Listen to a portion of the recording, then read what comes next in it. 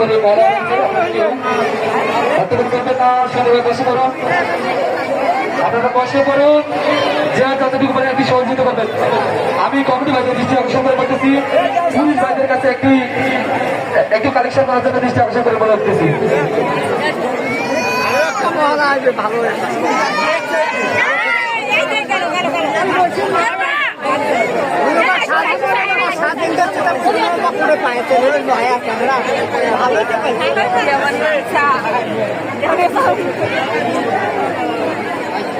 ধন্যবাদ সুদীবৃন্দ।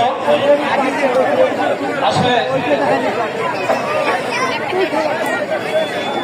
প্রতিটি এলাকায় প্রত্যন্ত অঞ্চলেও যে ট্যালেন্ট হান্ট থাকে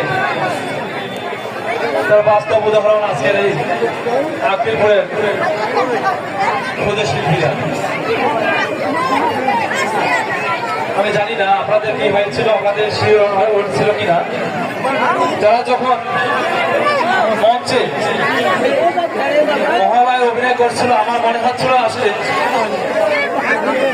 এরাই হয়তো পারত বাংলাদেশ পৃথিবীতে অভিনয় করতে।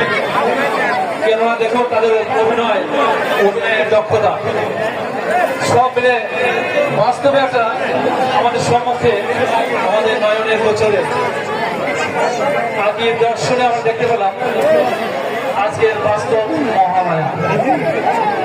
মহালয়া পরিবেশন করলেন আমাদের